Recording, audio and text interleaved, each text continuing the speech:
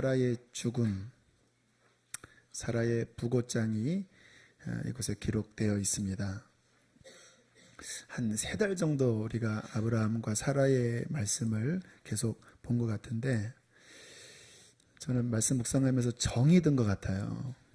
그래서 오늘 이렇게 우리 사라께서 돌아가셨다고 하는 이 말씀에 좀 마음이 슬프기도 하고 좀 숙연하기도 하고 하는 마음이 듭니다. 2절에 보니까 사라가 가나안 땅 헤브론 곧 기럇 아르바에서 죽음에 아브라함이 들어가서 사라를 위하여 슬퍼하며 애통하다가, 참 아름다운 장면이죠. 아내의 죽음 앞에 137세 된 아브라함이 눈물을 툭툭툭 흘리면서 애도를 하고 있는 것입니다.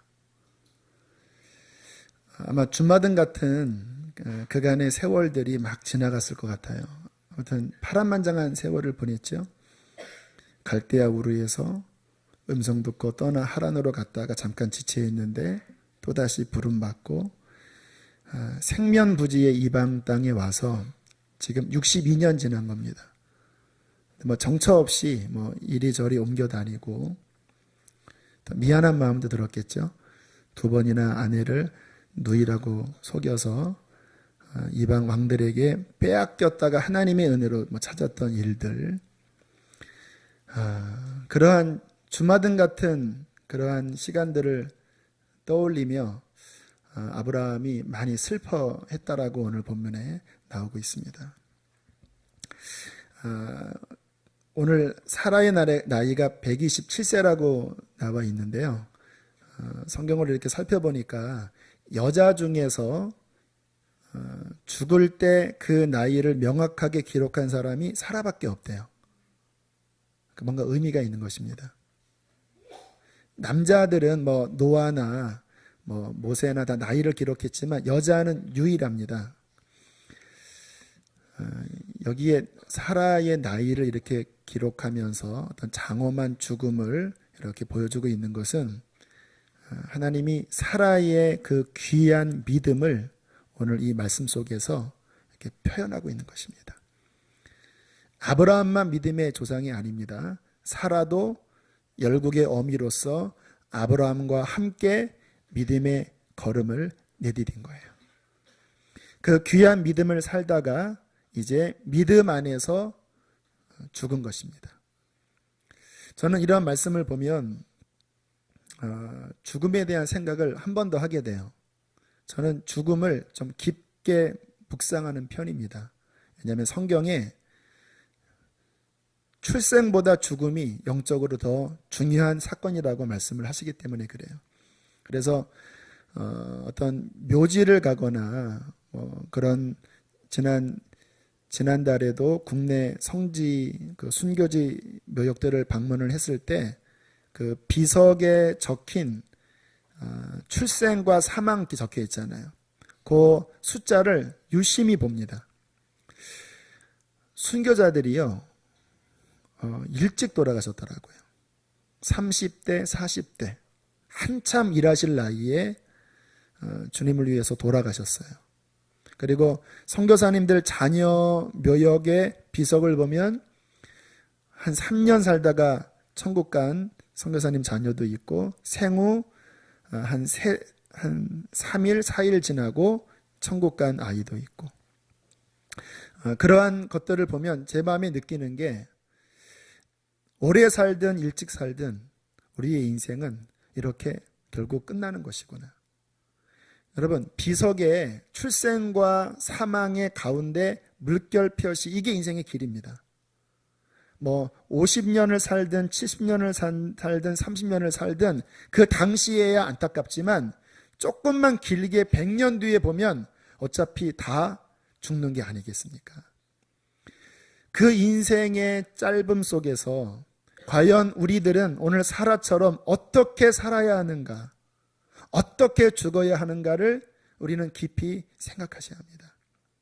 이렇게 말씀드리면 어떻게 느끼실지 모르지만, 저는 솔직히 가끔 이 주님의 일을 하다가 좀 마음속에 언제까지 가야 하나, 이런 생각이 들 때가 실은 좀 자주 있어요. 설교 준비가 힘들어서 하나님 얼마큼 가야 합니까? 제가 젊잖아요. 그러니까 한 20년 생각하면 막 까마득하게 느껴지고 막 어지러워요. 그러다가 순간 드는 생각이 그 묘비가 보이는 거예요. 물결 표시 하나. 그래, 지금 내 이 시간까지 생각해보면 빨리 왔잖아요. 노역에 가보면 그때는 참 힘들고 지루한 인생 같았지만 결국은 끝났잖아요.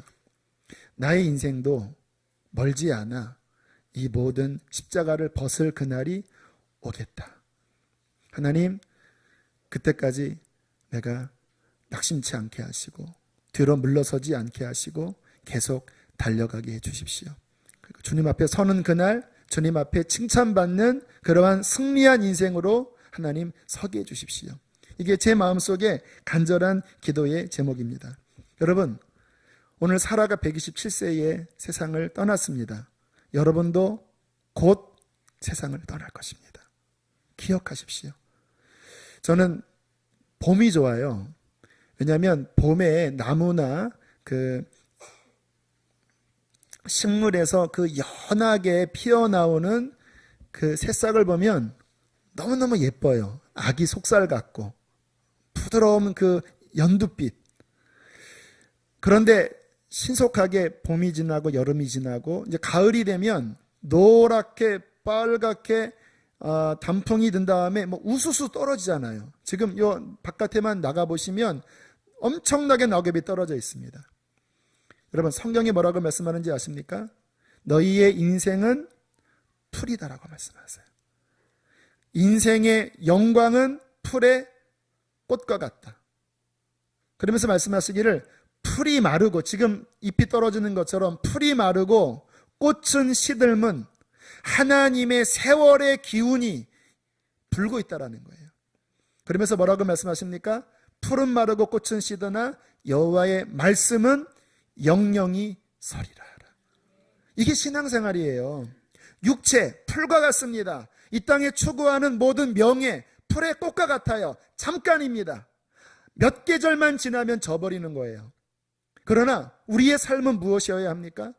영영한 하나님의 말씀을 따라가는 것입니다. 왜 아브라함의 인생이 귀한지 아세요? 왜 사라의 인생이 귀한지 아세요? 대단한 일 한 거 없습니다. 그러나 아브라함과 사라는 영영한 하나님의 말씀을 순종하여 따라간 거예요. 무엇이 잘 사는 삶입니까? 부자 되는 것, 성공하는 것 아닙니다. 진정한 성공은 저와 여러분의 인생이 하나님의 말씀을 따라가다가 하나님 말씀 안에서 우리의 인생을 마침표 찍는 거예요. 그렇게 살다가 주 앞에 가면 그 인생은 영영한 인생으로 하나님 앞에 서게 될 것입니다. 그렇게 사시게 되기를 축복합니다. 그 믿음이 우리 안에 더 충만케 되기를 바랍니다. 자, 그렇게 사라가 갔습니다. 이제 아브라함이 남았지요. 아브라함이 시신 앞에서 애도하며 울다가 갑자기 벌떡 일어나더니 바깥으로 나가는 거예요. 그러면서 4절에 우리 4절 말씀 함께 읽어보실까요? 시작. 나는 당신들 중에 나그네요 거류하는 자이니 당신들 중에서 내게 매장할 소유지를 주어 내가 나의 죽은 자를 내 앞에서 내어다가 장세하게 하시오.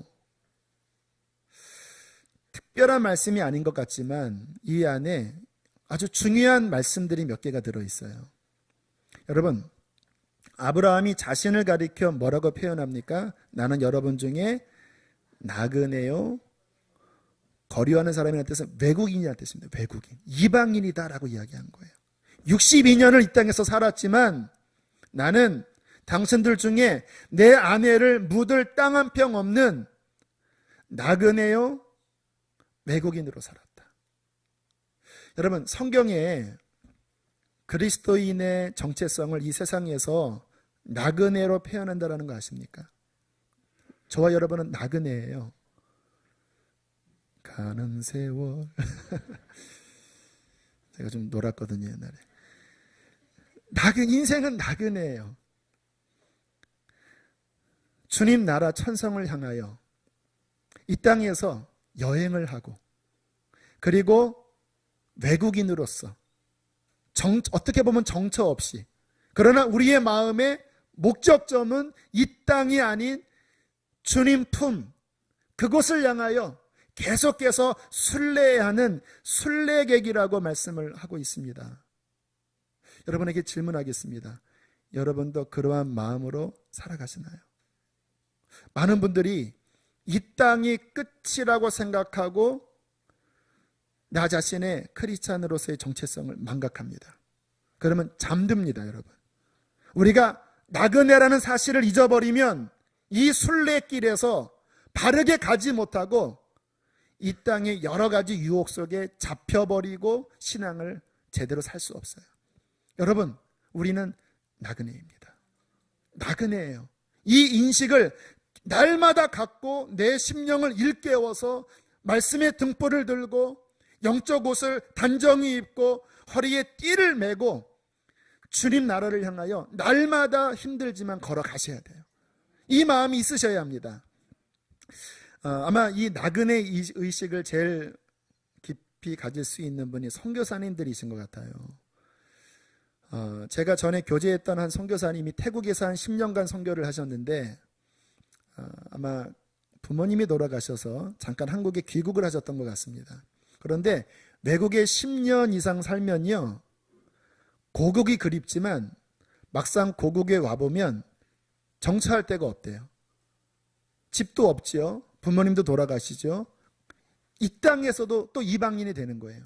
아마 선교사님이 한국에 와서 장례를 치르고 시간을 보내면서 그렇게 그리워했던 고국인데 여기서도 정처가 없음을 느꼈는지 저에게 엽서를 써서 그 좀 서글픈 마음을 쓰시면서 성경 구절 몇 구절을 그 끝에 적어주셨습니다. 이러한 말씀이었습니다. 그들이 이제는 더 나은 본향을 사모하니 곧 하늘에 있는 것이라. 그러므로 하나님이 그들의 하나님이라 일컬음 받으심을 부끄러워하지 아니하시고 그들을 위하여 한 성을 예비하셨느니라. 굉장히 제 마음이 울렸어요. 맞구나. 지금 제가 읽어드린 히브리서 11장 말씀이 아브라함 이야기하는 거거든요. 이 땅에서 나그네와 외국인으로 살았지만 그들의 그 중심의 영적인 모습은 뭐였냐면 본향 찾는 자들임을 나타냈다라는 거예요. 메소포타미아가 본향이 아니에요. 가나안도 본향이 아니에요. 저 위에서 부르신 그 하나님의 부름을 쫓아 이 땅에서 나그네처럼 이방인으로서 살았다라는 거예요. 하나님이 그 신앙의 중심을 보시고 그들의 하나님이라 일컬음 받기를 부끄러워하지 아니하시고 그들을 위하여 한 성, 그들이 거할 진정한 하늘 본향을 마련해 두셨다라는 거예요. 이게 선교사님의 고백이었습니다. 그렇구나. 내가 태국에 있을 때는 한국이 그리웠는데 한국에 와보니까 여기가 내 본향이 아니구나. 그러면 내 본향은 어딜까? 그렇지, 주님 나라지. 나는 순례자이지. 나는 외국인이지. 이 마음이 힘들어 보일지 모르지만 이 마음이 살아있으면요, 날마다 주님 가는 길에서 빗나가지 않습니다. 저는 오늘 말씀 준비하면서 과연 여기 서 있는 저나 우리 사랑하는 성도님들이 이 마음을 얼마나 갖고 신앙생활을 하실까? 나름대로 부유하시잖아요. 이 땅에 여러 노후 대책 또 직장 관심이 많으시잖아요. 물론 하셔야 합니다. 그러나 본질을 잊지 마십시오. 우리는 나그네입니다. 이 마음 잊으시면 안 돼요. 이번 국내 성지순례 방문 때 한 곳이 기억이 나는데요. 목포의 공생원이라는 곳, 여러분 들어보셨나요? 공생원은 고아원입니다. 1928년도 기독교 전도사인 윤치호 전도사님, 동명이인의 그 독립운동가 있는데 그분 말고 전도사입니다. 윤치호 전도사님이 7명의 고아들을 데리고 1928년 일제강점기 때 고아원을 시작을 하셨습니다. 근데 좀 인상적인 게 결혼을 하셨는데요. 당시 한국에 주재하고 있었던 그 일본 관리의 딸, 일본 분이랑 결혼을 하셨어요. 이름이 아우치 치스코라고 하는 분이에요. 한국어로 이름이 개명을 했는데 윤학자라는 여사로 이름을 개명했습니다.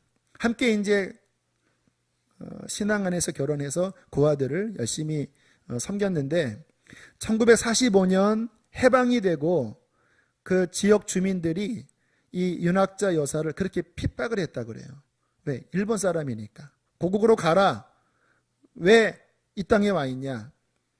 너무 힘드니까 윤학자 여사가 결국 짐을 싸고 남편과 자식을 놓은 채 일본으로 돌아갔습니다. 그런데 그 마음에 이 땅을 잊을 수 없고 가족들과 고아들을 잊을 수 없어서 몇 년 만에 다시 한국에 돌아왔어요. 결국 1950년 6.25 전쟁이 발발했고 그러니까 고아들이 먹을 게 더 없잖아요. 남편 윤치호 전도사님이 아이들 먹을 거 챙긴다고 전남도청으로 가다가 행방불명이 됐습니다. 지금까지 행방불명이에요. 아마 어떻게 순교당하신 것 같아요. 여러분 생각을 해보세요. 이 나라가 본인 나라가 아니에요. 물론 결혼했지만 남편이 없고 고아들이 남아있는 거예요. 이분이요 얼마나 진실되게 사셨는지 자기 자식도 그 고아원에서 똑같이 옷 입히고 똑같이 재우고 한 번도 내 자식 따로 안아주지도 않았대요. 3,000명의 고아를 키웠습니다. 결국 나라에서 이분의 그 사랑에 감복을 해서 훈장도 주었고요. 이분이 돌아가실 때 그 목포 시민장으로 수만 명의 인파와 함께 이분의 장례를 애도했다고 하더라고요. 참 귀한 분이지요. 근데 이분의 마지막 돌아가실 때 유명한 일화가 있는데 7살 때 한국에 오셨다고 그래요. 그리고 50년을 사셨습니다. 거의 한국인이죠. 아이들도 한국 사람이잖아요. 그런데 마지막 그 열병으로 돌아가실 때 그 비몽사몽간에 했던 말이 뭐냐면 우메보시 먹고 싶다라고 그랬대요. 우메보시가 매실장아찌라고 하네요. 그러니까 우리 한국의 김치 같은 겁니다. 그 자식이 깜짝 놀랐답니다. 50년 넘게 한국에 살았으면 고국을 잊은 줄 알았는데 그분의 깊은 마음 속에서는 늘 본향을 그리워했던 거예요. 김치 먹고 싶다. 매실장아찌 먹고 싶다. 이게 그냥 마지막 했던 말이에요. 그래서 공생원 앞에 그 매실나무 20그루가 누구의 섬김으로 이렇게 심겨져 있다고 그래요. 여러분 어떻게 보면 이 윤학자 여사의 마음이 우리가 갖는 마음인 거예요. 이 땅에 살지만 윤학자 여사는 본인의 고국이 있었던 거예요. 본인이 먹고 싶은 음식이 있었던 거예요. 우리가 이 땅에 살아서 열심히 살아야 하지만 우리의 영의 본향은 주님 나라입니다. 우리의 영의 양식은 하나님 그분의 말씀이에요. 우리의 영은 끊임없이 이 땅에 살지만 이 땅에 정들 수가 없는 거예요. 정들면 영이 잠드니까 다시 나를 깨우고 주님 나라를 향하여 온매무시 바로잡고 그 나라를 향하여 걸어가는 거예요. 이 본향을 찾아 나가는 삶이 크리스찬의 삶입니다. 여기에 흔들리지 마십시오. 주저하지 마십시오. 오늘도 이 말씀을 통하여 우리의 심령이 깨어나게 되기를 축복합니다. 그렇게 주님 나라를 가면 이 땅에서는 어떻게 살아가야 하는가? 뭐 일하지 말고 살아가야 되나요? 아닙니다. 일해야 합니다. 성실하게 살아가야 돼요. 그러나 이 땅에서 살아가는 크리스찬의 중요한 삶은 믿음으로 말씀에 순종하며 살아가는 삶이에요. 이게 크리스찬이 땅을 딛고 살아가는 삶의 방식입니다. 자, 오늘 이 아브라함의 장래, 우리 아내 사라의 장래에 나와 있는 이 말씀이 바로 아브라함의 그 믿음의 모습을 담고 있어요. 오늘 23장은요 어떻게 보면 좀 단순합니다. 아브라함이 아내 장지를 샀다 그 말이에요. 그런데 그 짧은 이야기가 한 장에 걸쳐서 할애되어 있거든요. 성경은 의미 없이 기록된 말씀 없습니다. 그래서 요 안에 아브라함의 믿음이 어떻게 담겨져 있는지를 좀 살펴보기를 원하는데요. 자, 다시 4절부터 보면 제가 읽겠습니다. 나는 당신들 중에 나그네요 거류하는 자이니 당신들 중에서 내게 매장할 소유지를 주어 내가 나의 죽은 자를 내 앞에서 내어다가 장사하게 하시오. 매장지를 달라고 요청을 하지요. 그랬더니 5절 6절 해족속이 이렇게 대답을 합니다. 함께 읽겠습니다. 시작. 아브라함에게 내 주여 들으소서. 당신은 우리 가운데 있는 하나님이 세우신 지도자이시니 우리 묘실 중에서 좋은 곳을 택하여 당신의 죽은 자를 장사하소서. 우리 중에서 자기 묘실에 달린 장사함을 금할 자가 없으리이다. 굉장한 큰 호의를 베풉니다. 그냥 아무데나 장사하셔도 막을 사람이 없습니다. 가장 좋은 묘실 그냥 들어가세요. 왜냐하면 아브라함이 이방인이었지만 하나님의 축복이 너무나 컸기 때문에 이방인들도 아브라함을 경외했습니다. 하나님이 저 사람과 함께하는구나. 왜? 하는 것마다 잘 됐거든요. 그래서 여기 고백하기를 당신은 우리 가운데 지도자입니다. 이방인이 아니라 지도자입니다. 그러니까 아무데나 택하면 무상 공급해 주겠습니다. 그렇게 호의를 베푸는데 7절부터 9절에 보니까 아브라함이 호의를 거절하면서 이렇게 대답을 해요. 자, 7절부터 9절을 읽겠습니다. 시작. 아브라함이 일어나 그 땅 주민 헷 족속을 향하여 몸을 굽히고 그들에게 말하여 이르되 나로 나의 죽은 자를 내 앞에서 내어다가 장사하게 하는 일이 당신의 뜻일진데 내 말을 듣고 나를 위하여 소알의 아들 에브론에게 구하여 그가 그의 밭머리에 있는 그의 막벨라고를 대가를 받고 그 굴을 내게 주어 당신들 중에서 매장할 소유주가 되게 하시기를 원하노라 하매. 무슨 말입니까? 내가 이 땅에서 장사하는 것을 허락하신다면 막벨라굴을 주십시오. 아브라함이 찜해둔 게 있었거든요. 충분히 대가 지불하겠습니다.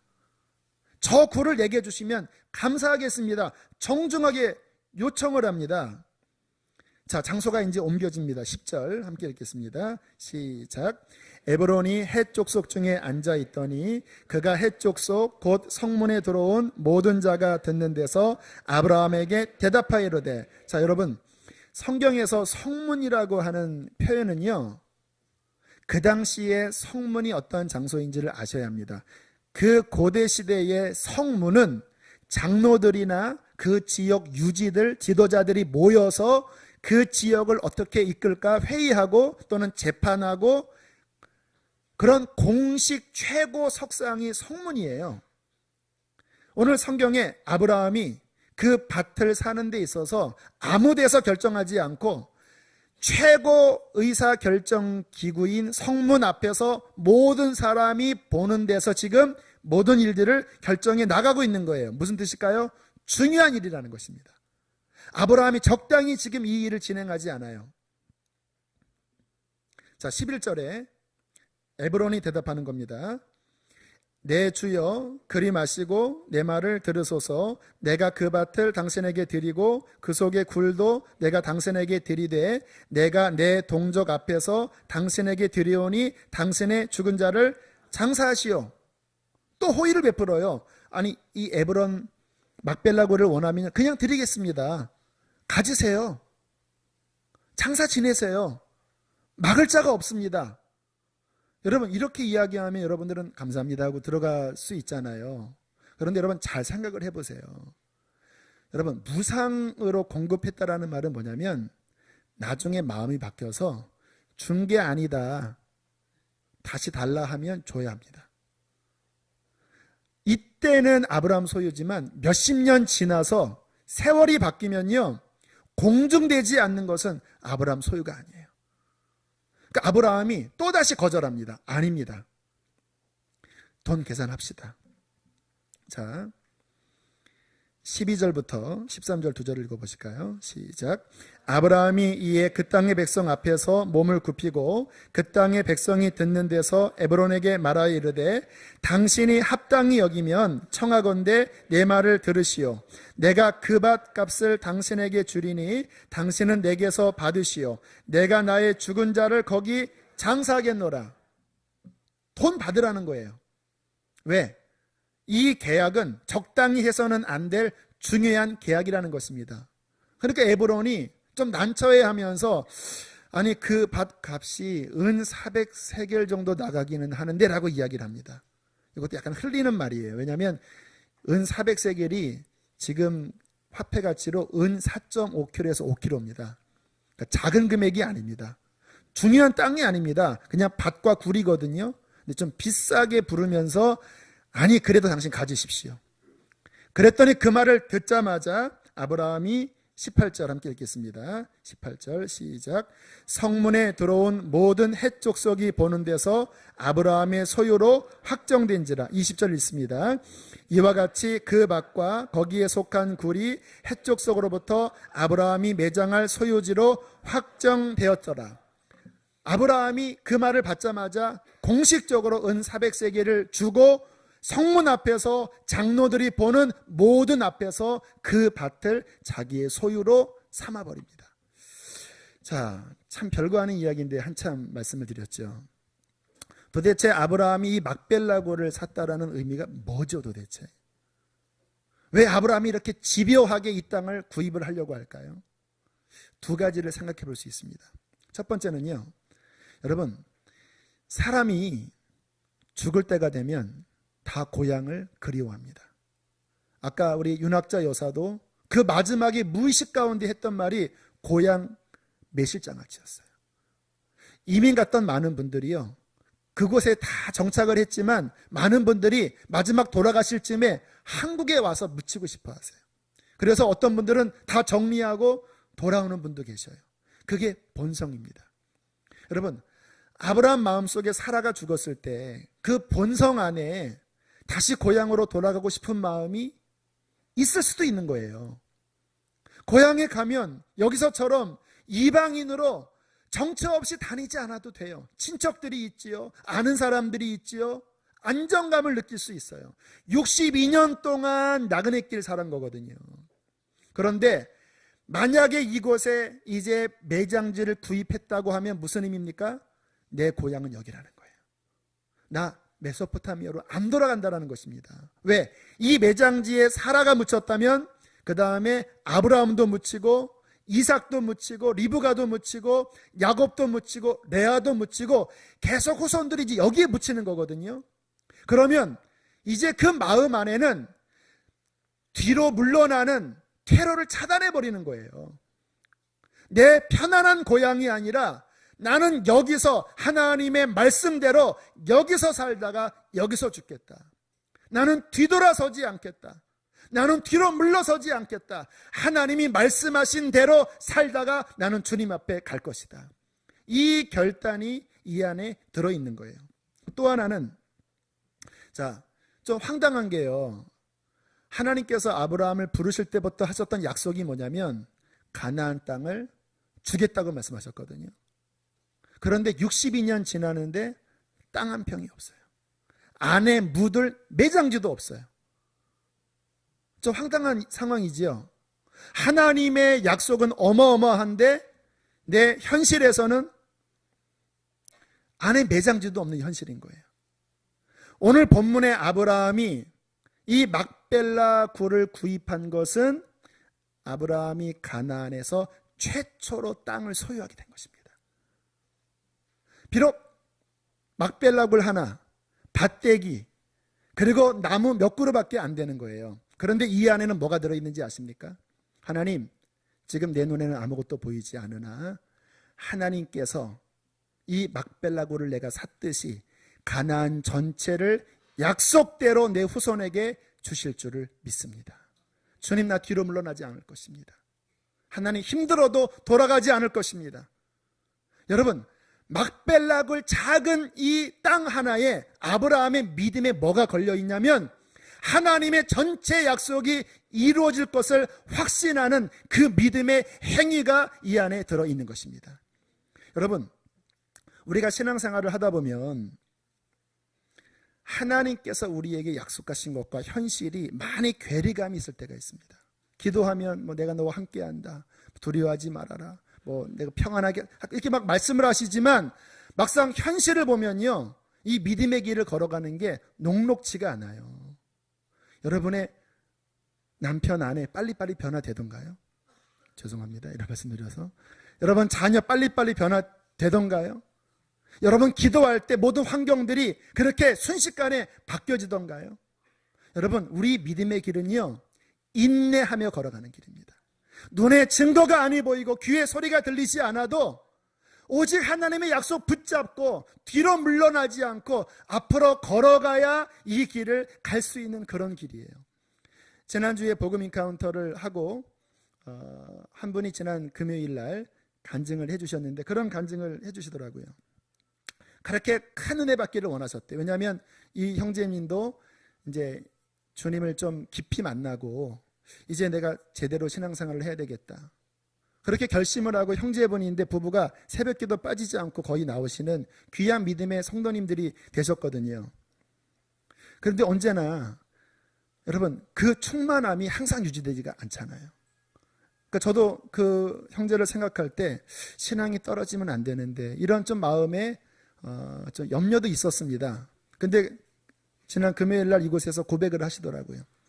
이제 내가 술도 끊고 담배도 끊고 이제 정말 주님을 위해서 달려가기로 마음 먹고 그렇게 수개월간 달려왔는데 이제는 마음이 자꾸 다시 풀어지는 거예요. 그래서 이번 복음 인카운터 때 좀 음성을 듣거나 아니면 불세례를 받거나 막 은사가 막 넘쳐나가 이런 좀 특별한 경험을 통해서 힘을 얻고 싶으셨다라는 거예요. 하나님께서 그런 은혜를 분명히 주실 거예요. 그런데 이번에는 본인이 원하는 그러한 특별한 은혜가 없었던 것 같아요. 근데 제가 마지막 마이크를 잡고 거의 끝마무리 시간에 뭐라고 선포를 했냐면, 여러분, 성령 충만은 체험이 아닙니다. 감정도 아닙니다. 내 마음이 주님 나라를 향하여 정하고 내가 뒤로 물러서지 않고 주님 나라를 향하여 가겠다고 결정하고 걸어가면 그것이 성령 충만함입니다. 특별한 음성이 들리지 않아도, 특별한 현상이 없었어도 당신의 마음이 하나님께로 정해서 앞으로 걸어나간다면 당신은 성령 충만함을 받을 것입니다. 하나님의 감동이 있어서 막 그렇게 선포를 했는데 거기에 형제가 응답을 받았습니다. 그렇구나, 어떤 체험이 아닐지라도 내 마음을 정하여 걸어가면 되는구나. 여러분, 하나님께서 저와 여러분에게 원하시는 믿음이 바로 그와 같은 믿음이에요. 오늘 아브라함 땅 없습니다. 62년 지나도록 안에 묻을 것 없어요. 그러나 아브라함은 뒤로 빽하지 않은 것입니다. 미끄러지지 않는 거예요. 막벨라굴 하나를 사면서 하나님, 주님께서 언젠가는 이 땅을 약속대로 주실 줄을 믿습니다. 앞으로 나아가는 거예요. 하나님께서 저와 여러분에게 바라시는 믿음은 이와 같은 믿음입니다. 여러분, 예수님 믿고 신앙생활 하면서 힘들 때 있죠. 언제까지 내가 이렇게 신앙생활 해야 되나? 좀 막 세상으로 가고 싶고 다시 막 뒤로 물러나고 싶고 그런 마음 들 때 있으세요, 없으세요? 뭔가 주님을 섬기다가 힘들면 이제 좀 내려놔야 되겠다, 이런 마음 들 때 있으세요, 없으세요? 다 있습니다. 저도 있습니다. 그런데 오늘 아브라함의 믿음은요, 뒤로 가지 않는 거예요. 다시 자신의 고향으로 가지 않는 거예요. 하나님 말씀을 향하여 앞으로 계속 걸어가는 거예요. 그게 보잘것없어 보입니다. 아니, 그 막벨라 구라나 그 무덤이 무슨 의미가 있습니까? 그러나 의미가 있어요. 그 안에 믿음이 들어있고 소망이 들어있고 하나님 앞에 뒤로 물러서지 않겠다고 하는 결단이 들어있는 것입니다. 사랑하는 교회 여러분, 앞으로 나가십시오. 천성을 향하여 뒤로 물러서지 말고 앞으로 나가십시오. 주님을 섬기다가 지치고 힘들지라도 앞으로 나가십시오. 주께서 그 믿음을 귀히 여기십니다. 130년 전 한국에 오셨던 최초의 선교사 언더우드가 한국에 와서 선교 사역을 하다 보니까 얼마나 힘듭니까? 그 당시 환경이 쉽지 않은 환경이잖아요. 그때 유명한 시 한 편을 남깁니다. 배지 않는 조선의 마음. 제가 좀 간단하게 축약을 해서 읽어드리겠습니다. 아브라함과도 좀 연결이 될 수 있는 것 같아요. 주여, 지금은 아무것도 보이지 않습니다. 그 넓고 넓은 태평양을 어떻게 건너왔는지 그 사실 자체가 기적입니다. 지금은 아무것도 보이지 않습니다. 보이는 것은 그저 고집스럽게 얼룩진 어둠뿐, 어둠과 가난과 인습에 묶여있는 조선 사람들 뿐입니다. 그들은 왜 묶여있는지도 고통이라는 것도 모르고 있습니다. 고통인 줄 모르는 자에게 고통을 벗겨주겠다고 하면 의심부터 하고 화를 냅니다. 조선의 마음이 전혀 보이지 않습니다. 그리고 저희가 해야 할 일도 전혀 보이지 않습니다. 그러나 주님, 순종하겠습니다. 겸손하게 순종할 때 주께서 일을 시작하시고 그 하시는 일을 우리들의 영적인 눈으로 볼 수 있는 날이 있을 줄을 믿나이다.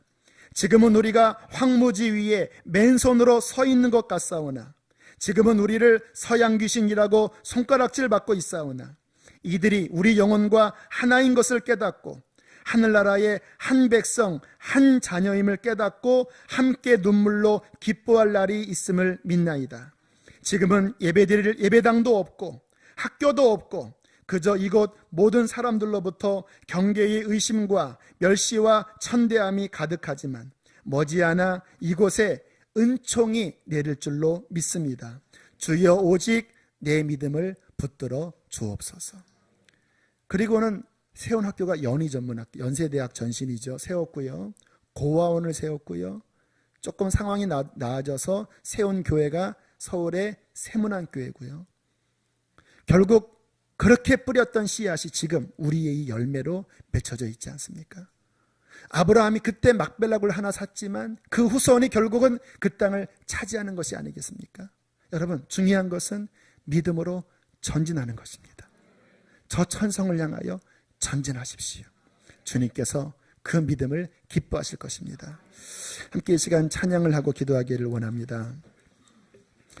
우리 하늘소망이라고 하는 제가 좋아하는 찬양인데요, 저 천국을 바라보며 그러나 이 땅에서 좁은 길을 걸어가며 순례의 길을 걸어가는 이 고백을 함께 하면서 찬양하며 기도합시다.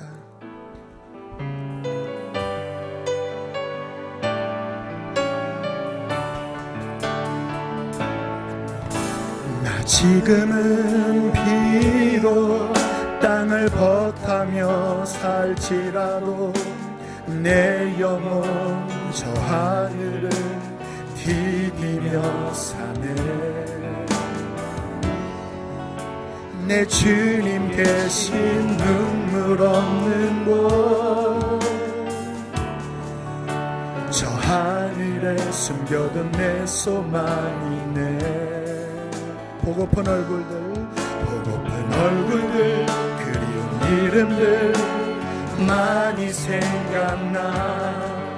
때론 가슴 터지도록 기다려지는 곳 내 아버지 넓은 품날 맞으시는 저 하늘에 숨겨둔 내 소망이 있네. 주님 그 나라에 이를 때까지 순례의 걸음 멈추지 않으며 어떤 시련이 와도 난 두렵지 않네. 주와 함께 걷는 이 길은 주님 그 나라에 이를 때까지 순례의 걸음 멈추지 않으며 어떤 시련이 와도 나 두렵지 않네. 주와 함께 걷는 주와 함께 걷는 이 마지막으로 주와 함께 걷는 이 길에 주와 함께 걷는 이 길에 우리 시간 간절하게 기도합시다. 하나님, 내 영을 일깨워 주옵소서. 내가 순례자임을 기억하게 하옵소서. 내가 이 땅의 나그네임을 기억하게 하옵소서. 하나님, 이 땅에서 내가 믿음의 발걸음을 내딛기를 원합니다. 눈에 보이는 증거로서가 아니라 아브라함처럼 믿음으로 막벨라고를 구입하며 나아가게 하여 주옵소서. 기도하시겠습니다. 할렐루야. 살아계신 하나님 아버지, 감사합니다. 우리의 영의 눈을 열어주셔서 주님 나라를 향하여 걸어가는 귀한 신앙의 발걸음을 주시니 감사합니다. 하나님, 우리가 이 땅에 정들 수가 없음을 고백합니다. 하나님, 우리가 이 땅에 정들 수가 없음을 고백합니다. 하나님 아버지, 깨워주소서. 깨워주옵소서. 깨워주옵소서. 깨워주옵소서.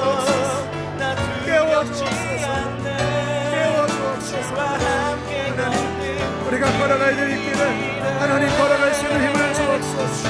천국을 향하여 걸어가기로 원합니다. 주님, 오 하나님 아버지, 믿음으로 나아가라. 믿음으로 나아가라. 성문으로 나아가라. 오 하나님 아버지 도우소서. 아버지 도우소서. 아버지 도우소서. 아버지 도우소서. 아버지 도와주십시오. 아버지 도와주십시오. 아버지 도와주십시오. 하나님 아버지, 한 번 더 기도하는데요, 신앙생활하다가 낙심한 분이 계십니까? 그런 분이 있다면 가슴에 손을 얹고 한 손은 주 앞에 손을 들고, 하나님, 주님, 내 안에 낙심이 있습니다. 하나님, 그러나 오늘 말씀을 통하여 이 길을 계속 가라고 말씀을 하시오니 주님, 나를 회복시켜 주십시오. 이 길을 끝까지 걸어갈 수 있는 힘을 주시옵소서. 성령을 부어주옵소서. 함께 우리 한 번 더 기도하겠습니다. 기도합시다. 할렐루야. 하나님 아버지, 주님, 우리의 영혼을 이 시간 회복시켜 주십시오. 회복시켜 주십시오. 우리의 손을 붙잡아 인도하여 주십시오. 우리의 손을 붙잡아 인도하여 주십시오. 믿음의 길을 걸을지어다. 믿음의 길을 걸을지어다.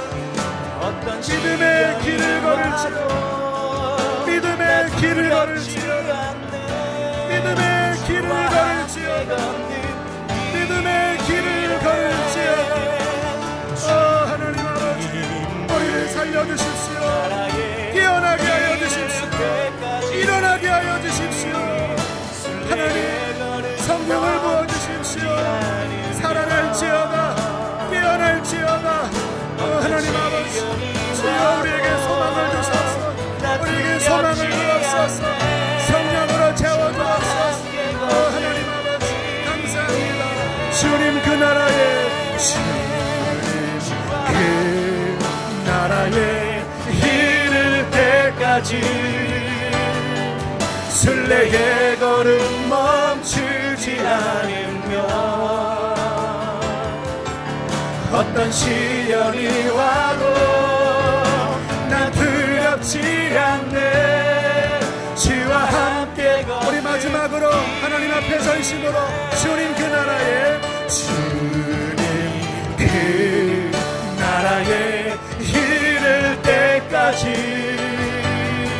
순례의 걸음 멈추지 않으며 어떤 시련이 와도 난 두렵지 않네. 주와 함께 걷는 이 길에 하나님, 우리의 영을 살려주소서. 주님, 잠들지 말게 하소서. 우리가 걸어가야 하는 이 순례의 좁은 길을 걸어갈 수 있는 등불을 주옵소서. 하늘의 힘을 부어 주옵소서. 하나님 아버지, 우리 눈에 증거가 보이지 않습니다. 하나님, 60년 넘게 가나안을 다녔지만 아버지, 땅 한 평 얻지 못했던 아브라함의 낙심이 우리에게도 있습니다. 그러나 하나님, 막벨라굴을 사겠나이다. 주께서 이 땅을 주실 것을 믿고 아버지 믿음으로 전진하겠나이다. 주님, 저들이 뒤로 물러서지 말게 하여 주시옵소서. 주님과 함께 좁은 길을 걸어가게 하여 주시옵소서. 하나님, 우리 힘으로 갈 수 없사오나 우리가 주께 마음을 정했사오니 성령의 불을 내려 주시옵소서. 축복합니다. 자녀들을 깨워 주옵소서. 축복합니다. 상한 마음들을 치료하여 주옵소서. 이 시간 병든 자들이 있습니다. 하나님, 마음이 병들고 영이 병들고 육신이 병든 자들이 있습니다. 나사렛 예수 이름으로 일어날지어다. 예수의 권세로 치유될지어다. 하나님 아버지, 고쳐주소서. 낙심한 마음을 일으켜 주옵소서. 성령으로 채워주옵소서. 오 하나님 아버지, 저들의 가정을 주께 맡깁니다. 하나님, 어느 때까지입니까? 구원하여 주옵소서. 영적 부흥이 일어나게 하여 주옵소서. 주님 앞에 드리는 귀한 예물 올려드립니다. 기쁘게 흠양하시고 저들의 삶을 하나님 축복하옵소서. 이제는 우리를 죄에서 건지신 예수 그리스도의 은혜와 하늘아버지의 그 크신 사랑하심과 성령의 감동 감화 교통하심이 순례길을 걷기로 결정하고 주님 나라를 향하여 믿음으로 전진하는 모든 이들의 심령과 가정과 삶 속에 충만히 함께 있을지어다.